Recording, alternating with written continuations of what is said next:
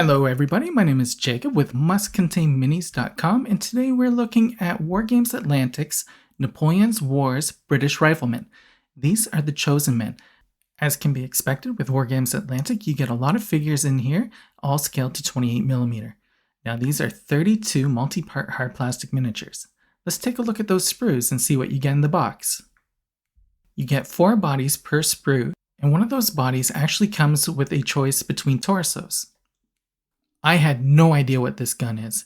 It turns out it's a volley gun. Now, it can shoot off several rounds all simultaneously because it's got 7 barrels. I'm not sure how often it would have been used in historical battles because just imagine the kickback from that gun. Even though you would presumably hit several targets that are closely spaced together all at once, that has got to be a ferocious kickback on that weapon. As such, you might be using it sparingly on your historical armies, but if you're playing games like the Silver Bayonet, I think this would make for a really interesting weapon for your soldiers to carry around with them. Now let's quickly look at the back of the sprue, and if you want to look at it longer, you can pause it and carry on. Having looked at the frame, I decided to build some up and see how they work out. They are very simple to put together. I like these kind of miniatures. After building a frame's worth of these figures, here are the miniatures that I had. They look really nice and sharp to me. This guy with the volley gun, I decided to put a bandana on him because it looks like a medieval shotgun to me. Okay, not medieval, but you know what I mean. These other guys I did up in some characterful ways as well. We have one guy crouching and holding his gun, getting ready to aim and fire. Another guy loading his weapon.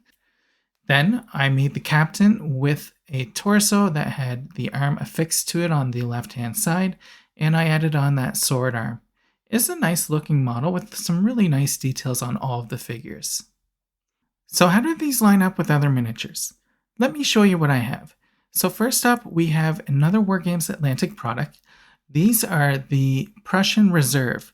Now, the details on the British miniatures to me look much cleaner and sharper than they do on the Prussian Reserve. Now, the Prussian Reserve come with 60 miniatures in a box for the exact same price as these 32 British soldiers, so you can expect a little bit of difference in detail. Size-wise, they do work together. I kind of prefer the British. To me, they look just slightly different, so I'm not sure if you'd want them in the same unit or not, but they're different nations anyhow. For those of you who don't have the Prussian Reserve for scale purposes, here's how they look with some Games Workshop Warhammer 40k miniatures. On the left, we have a KS Cultist, and on the far right, we have a Primaris Space Marine. Overall, these are some really nice miniatures, and I must say I'm a big fan of Wargames Atlantic. Thank you for joining me in this review.